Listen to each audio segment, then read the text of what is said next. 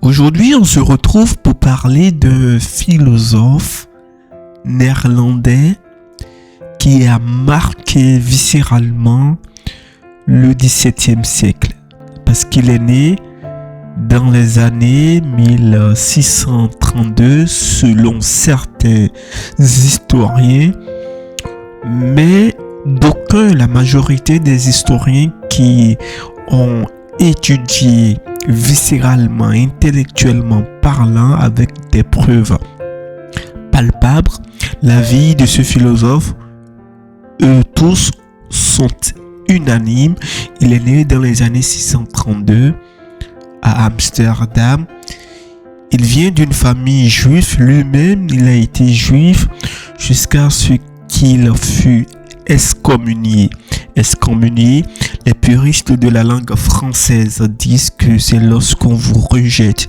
Sa famille, pas que sa famille l'a rejeté, mais les alliés proches de son quartier à Amsterdam l'ont renié et sa famille n'avait pas cette force d'interrompre l'expulsion de leur fils. Donc voilà, Spinoza a été rejeté, a été banni par sa communauté juive parce qu'il tenait des propos qui sont contraires aux propos philosophiques des juifs à son époque.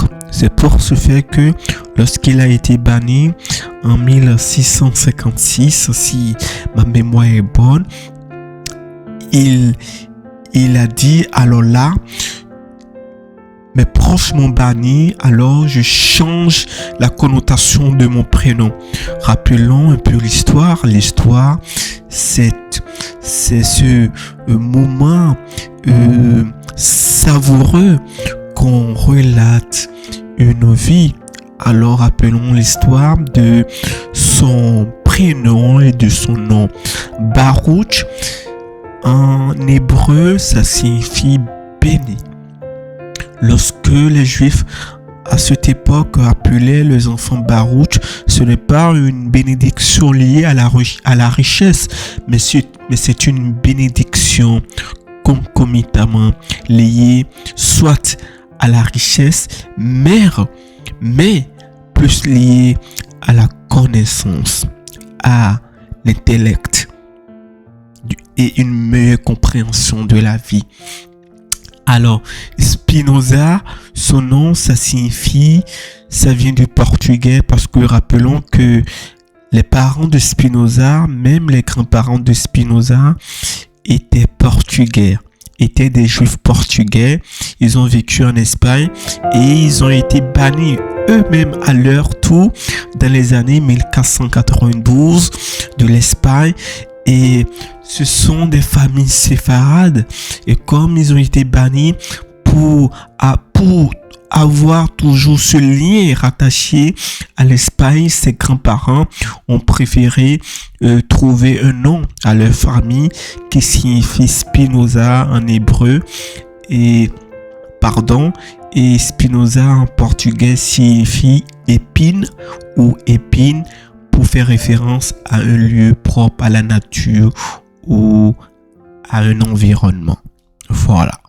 Alors, lorsque Baruch Spinoza a été excommunié en portugais de son clan juif, il a préféré changer son prénom.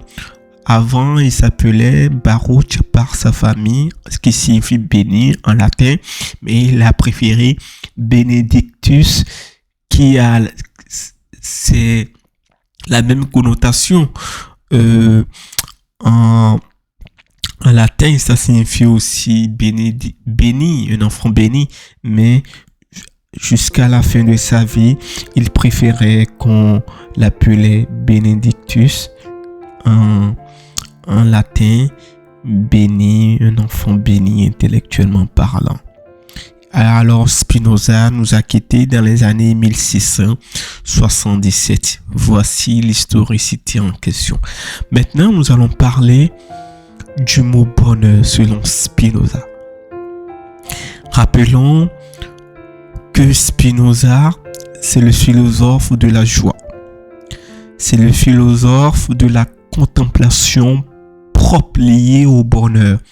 Selon Spinoza, pour revivifier, pour avoir un bonheur sans crainte éternelle, rappelons cette citation venant de lui. Je cite, « Le bonheur n'est pas le prix de la vertu, mais c'est la vertu en elle-même. » Pour Spinoza, le bonheur, c'est d'abord la joie et la connaissance. La joie, Spinoza dit, avant de trouver une joie, il faut d'abord être heureux. Heureux, selon Spinoza, c'est le bonheur. Le bonheur est concomitamment rattaché à la joie. Et elle-même, la joie est le résultat de la connaissance. Une connaissance propre à Dieu, propre à la nature, propre à la création et propre à l'intelligence de l'esprit et de l'âme. En outre, il y a la liberté. Pour Spinoza, la liberté, c'est la quête d'une libération de l'esprit qui vous empêche d'être aveuglé intellectuellement, moralement, psychiquement et socialement. C'est ça que Spinoza appelle si tant le conatus. C'est une aspiration naturelle à préserver dans son être, son esprit, de manière sereine, de manière intellectuelle. Hormis, selon Spinoza, le bonheur, c'est l'amour intellectuel de Dieu. C'est-à-dire, pour avoir ce bonheur éternel, il faut avoir une compréhension profonde de la nature, de notre environnement, de l'unité de toutes choses. C'est selon lui cet état de béatitude qui est le summum du bonheur. Alors, pour résumer, Spinoza nous dit clairement que le bonheur n'est pas un bonheur de 3 secondes et après on devient triste. Non, pour Spinoza, le bonheur, ça doit être un moment pérenne, un moment de joie éternelle jusqu'à la fin de notre vie.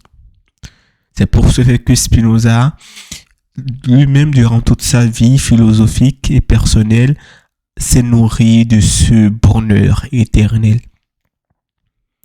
Jusqu'à ce que Spinoza a été loué par des penseurs, en l'occurrence comme Albert Einstein, qui disait que mon philosophe, c'est Spinoza.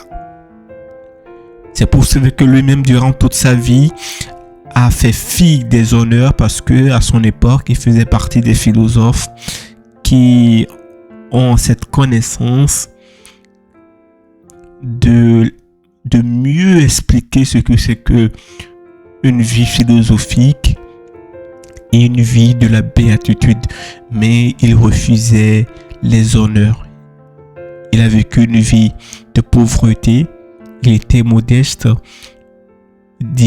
diront certains, mais il a choisi de polir des lentilles pour vivre, symbolisant sa philosophie de vie où la simplicité et la réflexion l'emportent sur la richesse matérielle. Alors pour finir, Spinoza nous enseigne que le bonheur est une conquête de l'esprit. C'est une joie née de la compréhension profonde de nous-mêmes et de la compréhension de notre environnement et de surcroît la compréhension du monde. N'oubliez pas de cultiver cette joie Une joie éternelle, diront certains, mais une joie pérenne, sereine et ludique, diront d'autres. Pour conclure, en une phrase, le bonheur selon Spinoza, c'est la compréhension de notre esprit. Et lorsqu'on acquiert une compréhension de l'esprit, on acquiert une compréhension de notre environnement, de notre monde. C'est-à-dire une compréhension profonde de notre être intérieur et l'intelligence d'appréhender la nature qui nous entoure. Une appréhension intellectuelle et une appréhension émotive. Je vous donne rendez-vous pour très bientôt. C'est votre cher et humble serviteur, Suleiman. Merci du fond du cœur.